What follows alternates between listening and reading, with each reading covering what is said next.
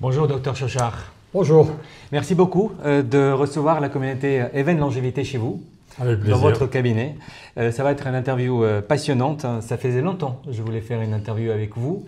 La première question qui me vient à l'esprit, pourquoi vous êtes devenu un médecin? Je suis né dans un tout petit village de 3610 habitants qui s'appelle Marvejols, c'est dans la Lozère, en plein cœur de la Lozère.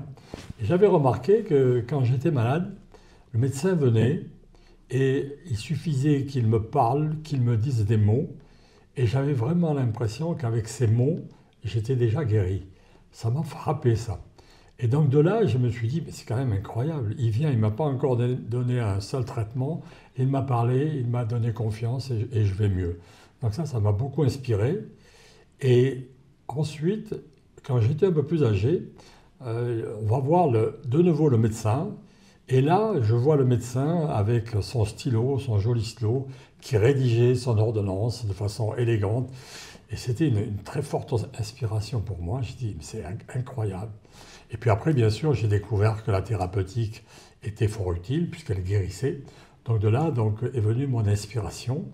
Et à cela s'associe le fait que de ce petit village, j'avais un ami d'enfance qui était dans un milieu social nettement plus élevé que le mien, puisque moi je viens d'un milieu social modeste, fils de commerçant, photographe, et mon ami était, d'un point de vue social, très très nettement élevé, le bourgeois du coin, et on était amis. Et finalement, donc à la fin de nos études secondaires, il est parti en médecine, et moi je vais parti dans un autre parti je partais plutôt vers la partie commerciale, puisque j'avais fait la première année de l'étude supérieure de commerce de Toulouse. Et puis, il m'appelait sans arrêt, puis finalement, j'ai dit, bon, mais de Toulouse, je vais aller à Montpellier, et de là, je me suis lancé en médecine. Voilà donc les raisons pour lesquelles je suis devenu un jour médecin. Comment est-ce que vous êtes spécialisé dans la médecine fonctionnelle, la médecine anti-âge? Alors, c'est un long parcours. Parce qu'au départ, j'ai la chance, encore une fois, de faire mes études. Quand je commence à m'asseoir sur le banc de notre amphithéâtre, je suis à côté d'un gars charmant. Et il se fait que c'est le fils d'un des grands patrons de l'endocrinologie à Montpellier. Et on devient très, très amis. Je fais donc pratiquement toutes mes études avec lui, je le vois le matin pour travailler, on se passe les cours, etc. Donc très forte inspiration, en plus de l'ami lozérien avec qui on était colocataires, hein, tout ça est en même temps. Et de l'endocrinologie, on est automatiquement dans le surpoids. Donc là, je fais ma thèse sur l'étude des effets amaigrissants sur les personnes obèses. À ce moment-là, on travaillait sur les régimes hyperprotéiques, équilibrés ou déséquilibrés d'ailleurs, en protéines ou non. Et on avait fait une étude sur 103 cas d'obésité de personnes hospitalisées. Donc de là, ça veut dire que j'étais déjà porté sur la médecine, endocrinologie, le poids, le bien-être. Et j'ai fait une spécialité à l'époque qui démarrait, qui était la médecine du sport, biologie et médecine du sport. Donc, ce qui fait que je me retrouvais avec des outils thérapeutiques qui étaient le sport, base fondamentale du bien-être, et la nutrition, puisque l'endocrinologie, c'était aussi la nutrition, et après l'étude des hormones, l'hormonologie. Donc, c'est comme ça qu'on arrive à faire de la médecine interne presque sans le savoir. Comment est-ce que vous définissez la médecine, votre approche vers la médecine telle que vous la pratiquez aujourd'hui, docteur Chochard? La médecine que je pratique, je pense que c'est de la médecine interne. C'est-à-dire qu'il faut avoir un regard holistique. Souvent, mes patients qui viennent me voir, ils me disent « Ah, ben j'ai un cardio, ah, ben j'ai un pneumo, ah, mais j'ai un spécialiste ostéo-articulaire. » Mais finalement, ce qu'il y a de bien avec vous, c'est que vous avez une approche holistique et vous avez à arriver à recouvrir l'ensemble des problèmes, à faire une synthèse et de là, de cette synthèse, me donner un traitement qui, entre guillemets, colle avec tous les traitements que je reçois déjà. Donc ça veut dire qu'il faut vraiment avoir cette vue holistique du fonctionnement de l'organisme de tel ou tel individu en fonction également de telle ou telle pathologie. Donc automatiquement, il faut quand même vraiment avoir une idée d'interniste et avoir cette notion avec les bases fondamentales de cette médecine qui sont la nutrition, parce que nous sommes ce que nous mangeons, et l'activité physique. Et nous sommes ce que nous bougeons, en quelque sorte. Voilà mon concept. Pourquoi, à la base, dans la médecine, il n'y a pas cette approche holistique? Parce que j'ai l'impression que les médecins sont beaucoup spécialisés en verticalité et non pas dans la globalité de l'approche du patient. Et c'est vrai que maintenant, en plus, avec la nouvelle approche des spécialités, on doit se spécialiser rapidement et on doit dire rapidement donc qu'est-ce qu'on veut devenir. Bon, et puis traditionnellement, en France, il y a toujours eu des spécialistes de telle ou telle d'ophtalmologie, de gastro-entérologie, de cardiologie, etc. Donc ça existe. Mais quand même, l'interniste, il a toujours existé. Et quelque part, le médecin généraliste est un interniste en puissance, quand même. Donc, et la base de la médecine en France, elle est quand même avec les médecins généralistes. Et il y a de très bons généralistes. On a une très bonne médecine en France. Et le seul problème pour devenir interniste, c'est qu'il faut pouvoir avoir le luxe de passer plus de temps avec son patient. Malheureusement, le généraliste, lui, n'a pas trop le temps. Parce que je me souviens, lorsque je faisais mes remplacements de médecin, la salle d'attente était bourrée et je pouvais consacrer maximum 10 minutes par patient. Alors qu'aujourd'hui, avec le mode d'exercice que j'ai choisi, donc je passe minimum 30 minutes, 45 minutes avec un patient. Et c'est là où on peut vraiment devenir interniste parce qu'on a le temps d'aller fouiller dans toutes les pathologies pour remettre de l'ordre. Et regarder les causes et bien non sûr, pas traiter les causes. Bien sûr, comprendre les causes. Traiter le fondamental, c'est-à-dire l'alimentation, l'absorption. Moi, je dis toujours, nous sommes ce que nous mangeons, donc il n'y a pas de doute là-dessus. Qu'est-ce qui vous motive au quotidien? Ça fait combien d'années vous pratiquez la médecine, Dr Chauchard? 50 ans. 50 ans.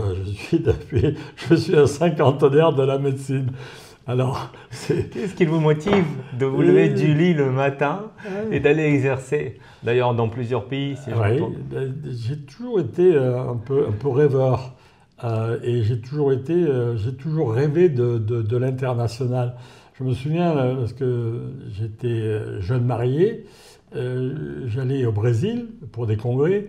Et mon épouse me disait, mais qu'est-ce que tu vas faire au Brésil? Imaginez, 40 ans en arrière, 45 ans, on voyage au Brésil, il n'y avait pas de vol direct, ou bien donc, même, je me souviens très bien que mon patron d'endocrinologie, un jour m'a dit, Chauchard, c'est bien, vous êtes prêts, vous allez aller faire un cours sur la nutrition et les maladies pathologiques de la thyroïde, donc à Marrakech. Vous allez parler à l'Association des médecins français d'endocrinologie. Bon, j'étais jeune médecin. Quand je suis parti là-bas, j'avais quand même un petit peu, comme on dit, j'étais inquiet.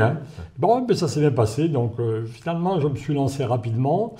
Et le côté orateur, etc., il vient avec l'expérience. Donc, c'est l'expérience qui donne de l'aisance. Je pense que tout ça qui explique la raison pour laquelle donc, j'ai du plaisir. Il faut avoir du plaisir pour exercer la médecine. Moi, quand j'arrive le matin, je suis heureux d'arriver le matin. Et quand je fais une prescription, je suis heureux de ma prescription.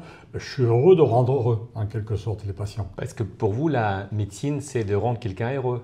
Ah oui, la médecine, bon, quand je reprends le cas de ce matin, une patiente qui est venue, ménopausée, on discutait le cancer du sein, etc., comment elle se sentait après son traitement hormonal de substitution, une femme de 55 ans, une jolie femme. Déjà, elle me dit, écoutez, donc depuis que je commençais mon traitement, je me sens nettement mieux, plus dynamique, je souris de nouveau, j'ai moins d'inquiétude pour l'existence ou l'apparition d'une tumeur du sein, vous me surveillez, etc. Donc, elle était heureuse. Et moi, quand elle est partie, j'étais content. Je me dis, bon, c'est bien, j'ai fait un bon traitement. Et ça vous ramène quelque part le cercle vers votre enfance où vous sentiez qu'une partie du métier de médecin, c'est de rassurer quelqu'un. Très longtemps, j'ai rédigé mes prescriptions à la main avec le bloc qu'on avait. Mais bon, maintenant, on est passé, bien sûr, un petit peu au digital quelque chose de plus esthétique et plus rapide. Mais bon, j'aime bien encore rédiger les ordonnances à la main. Maintenant, on les fait de façon un petit peu électronique. Mais c'est resté pour moi très magique, cette prescription. Et la prescription doit être elle-même magique, parce qu'elle est imaginée sur le moment, en face à face, avec son instinct et sa connaissance. Et donc, et la rédaction et l'explication qui va avec, elle est thérapeutique. Hein. Et je dirais même que l'explication est plus thérapeutique presque que la prescription elle-même. Qu'est-ce qui vous fait vibrer dans le quotidien, docteur Chauchard? On a la chance d'avoir une variété de patients. Déjà, des sexes différents. Je vois des femmes comme je vois des hommes. Je ne vois pas d'enfants. Ce n'est pas ma spécialité, la pédiatrie. Donc, en plus, chaque fois, vous découvrez quelqu'un. Son métier, sa passion, ses joies, ses peines, etc. Donc déjà, la découverte d'un individu, d'un patient, c'est déjà très intéressant parce que il y a quelque chose qui est connu donc en médecine, c'est qu'on ne laisse pas le temps au patient de parler. Moi, j'applique cela donc, à ma façon, c'est-à-dire quand le patient arrive, je le laisse parler d'abord 5 ou 10 minutes, il faut qu'il ait le temps de parler.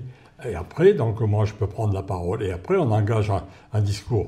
Donc c'est le discours qui est intéressant, c'est l'écoute qui est intéressante.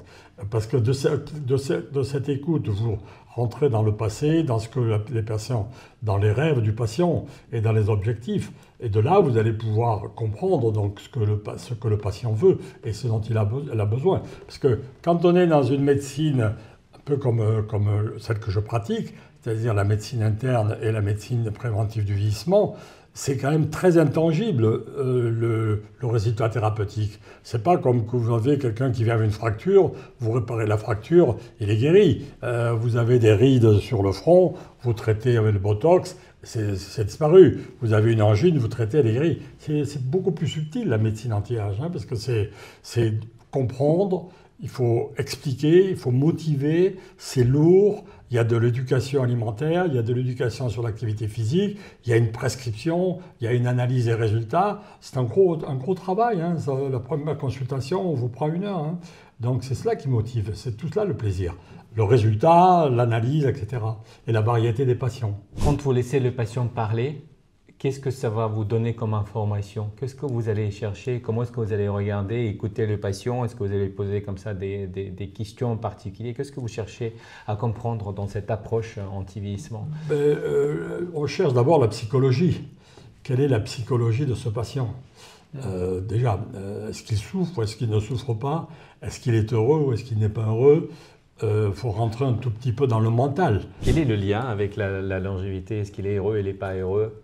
Mais quand on est heureux, on est épanoui. Donc on a tous les muscles zygomatiques du visage qui sont détendus, donc on n'a pas un visage tendu. Ça se voit, donc sur un visage, on voit tout de suite si la personne est épanouie, si elle est malheureuse, si elle est triste, etc. C'est pour ça que quand vous voyez quelqu'un, vous dites « Oh, là, qu'est-ce qu'il a l'air triste? Oh, celui-là, par contre, qu'est-ce qu'elle est ?» Ça se voit, donc on peut le lire. Hein. Il y a une lecture du visage. Donc il y a une lecture qui sert à comprendre déjà un tout petit peu le psychisme, mais il y a une lecture qui permet de comprendre aussi la qualité de la peau, la façon dont elle est ridée, etc. Donc les mains, les taches, tout ça. Donc l'inspection, c'est le début de l'inspection. Parce qu'aujourd'hui, malheureusement, tout le monde n'a pas le temps de faire un examen clinique et une inspection. Mais nous, dans notre spécialité, puisqu'on a le temps de le faire, on peut faire vraiment un diagnostic et on peut faire une inspection et un examen clinique très approfondi. Donc ça nous donne quand même des avantages importants pour arriver à une prescription, qui est une prescription sur le long terme. C'est pas on ne voit pas un patient 1 semaine après ou 2 semaines après. On le revoit 4 mois après, 6 mois après. En règle générale, c'est 4 mois pour les premières consultations. Et puis après, quand on a l'habitude, le patient ne revient que les 6 mois. Il faut s'assurer qu'il se gère et qu'il se gère comme on le lui a indiqué.